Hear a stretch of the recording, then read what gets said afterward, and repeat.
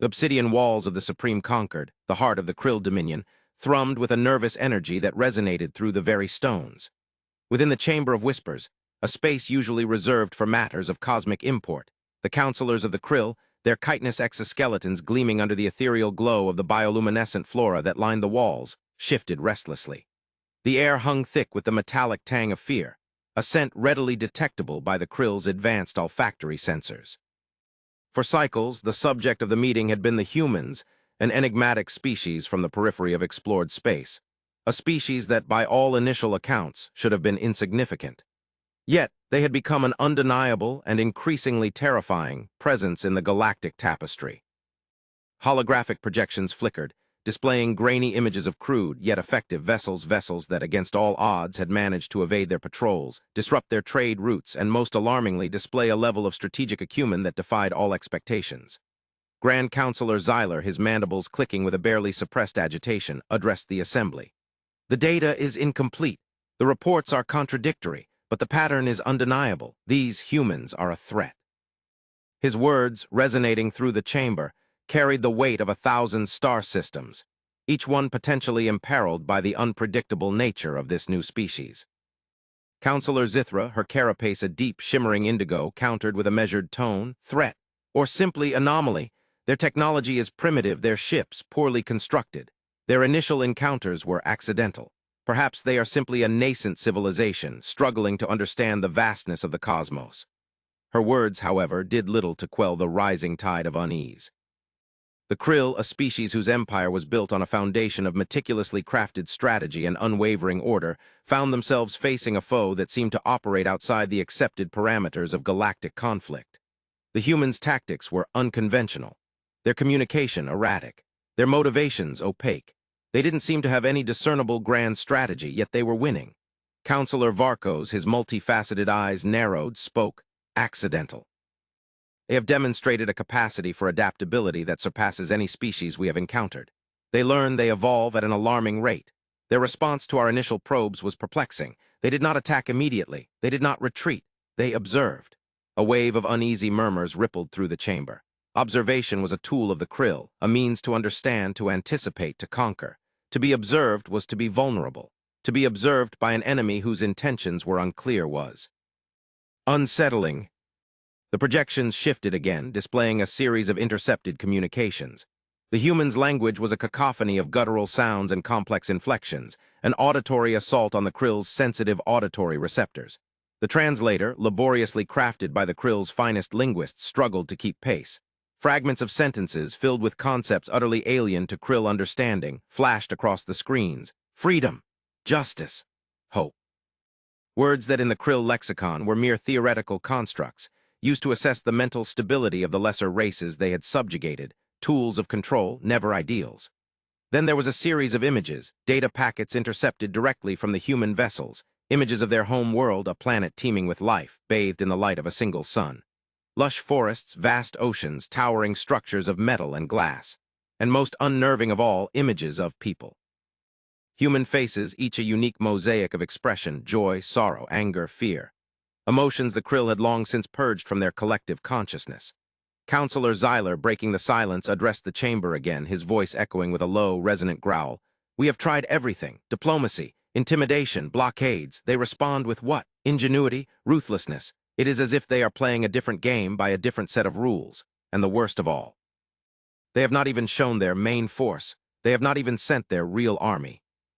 The holographic projections showed intercepted data packets, intercepted not by Krill ships, but from the Krill's own internal comms and strategic planning. A strategic simulation of Krill defenses against the human vessels. A strategic simulation of a Krill counter-invasion on the human homeworld. Every scenario, every possible permutation, every outcome, analyzed and accounted for, all of them, showed a Krill loss, no matter how many Krill vessels were thrown into the equation. The fear within the Krill Dominion was spreading, infecting the very foundations of their power, spreading like a disease.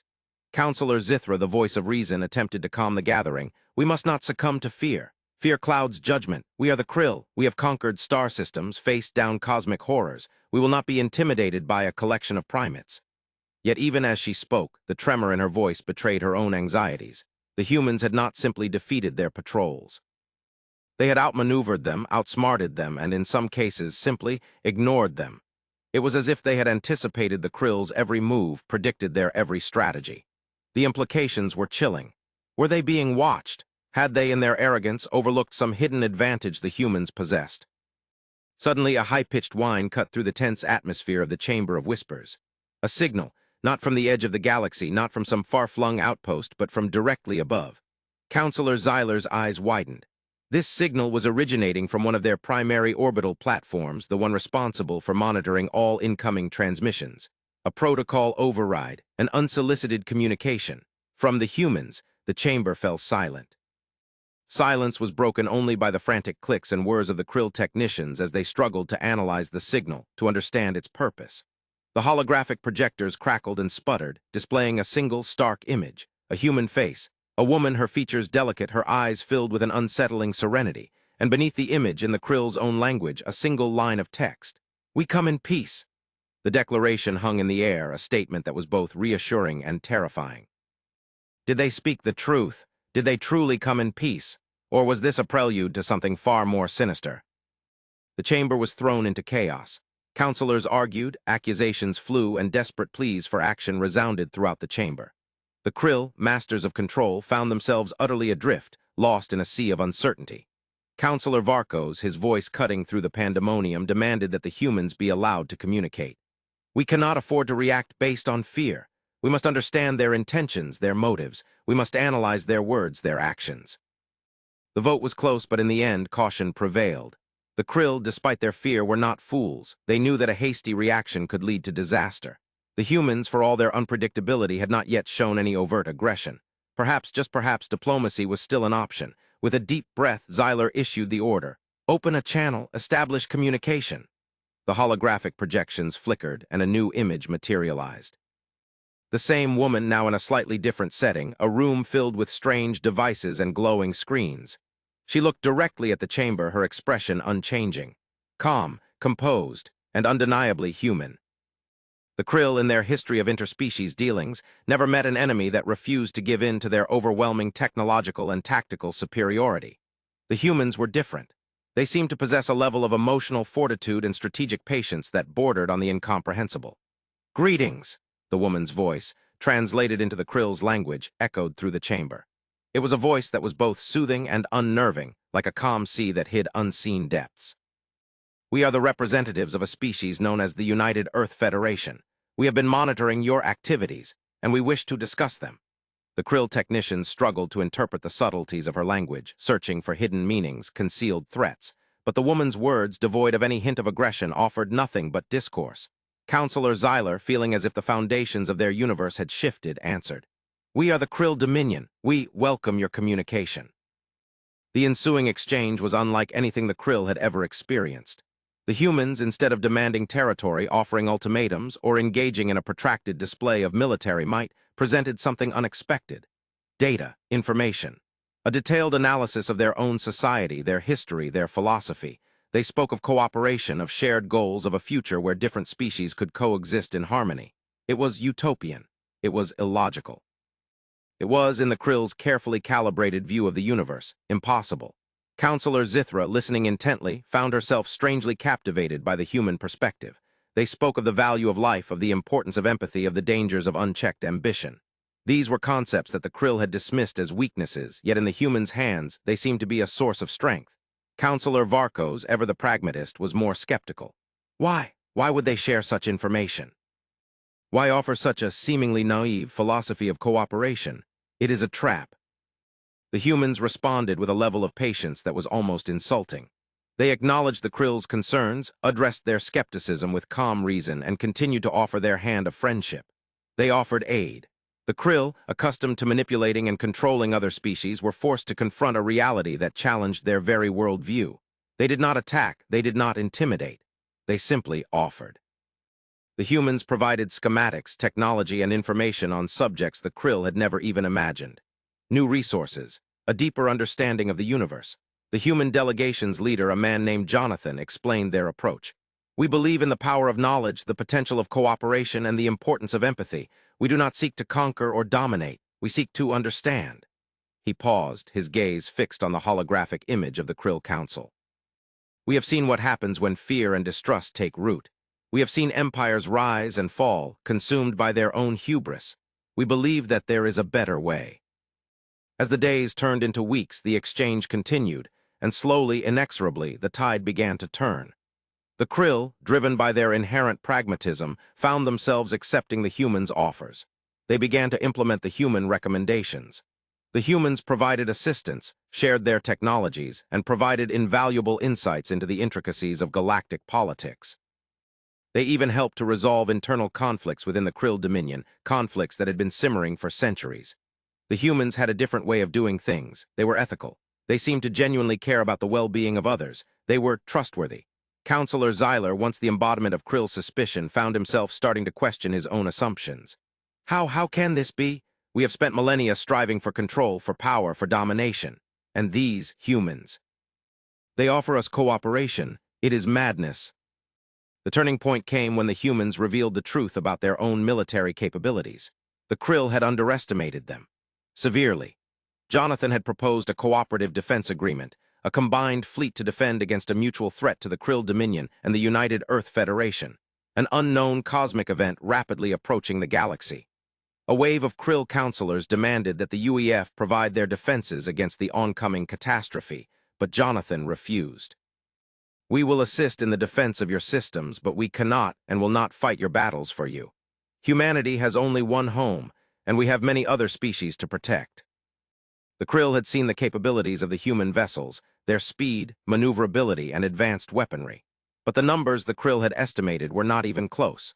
The information, when revealed, came in the form of a detailed projection, a holographic simulation of the impending cosmic storm and the defensive measures that could be deployed to counteract it. The Krill had calculated their defensive fleet at a maximum of vessels. The humans projected ships. Ships beyond count, a fleet of unprecedented scope and sophistication. The simulations showed not only defenses, but a strategic, tactical, and logistical mastery that dwarfed the Krill's understanding. It was a revelation that brought the Dominion to the brink of collapse. It wasn't just that the Krill had underestimated the humans. They had underestimated themselves. They had spent their existence believing they were the masters of galactic conflict. And now, they found themselves confronted by a species that was light years ahead of them. Then the final, most astounding piece of the puzzle was revealed. The reason for their apparent lack of a full-scale army. The reason their ships were so advanced. The reason their strategic planning was so intricate, so flawless, so beyond comparison. In the center of the chamber, a holographic projection materialized. It depicted a series of what, at first glance, appeared to be simple, floating objects. But as the image zoomed in, the truth became horrifyingly clear. The objects were not just defensive measures. They were living, breathing artificial intelligence, each one with the equivalent of advanced, supercharged processing power of an entire fleet. The humans had not simply built ships. They had built minds. The revelation sent shockwaves of dread through the council. Krill were not prepared for this. The Krill had never fought AI. The Krill had never considered the possibility. The Krill could not understand what they were looking at. The humans, in their endless wisdom, had found a way to use artificial intelligence for defense, not offense. It was the ultimate and most terrifying twist. Jonathan, his voice resonating through the chamber, explained, "We have learned that the greatest weapon is not the sword, but the mind. We have learned that the true strength lies not in domination, but in cooperation.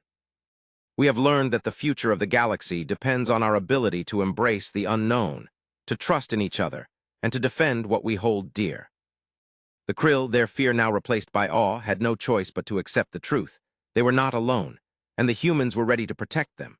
The Krill Dominion, once consumed by fear and suspicion, now stood on the precipice of a new era, an era of understanding, of cooperation, of shared responsibility.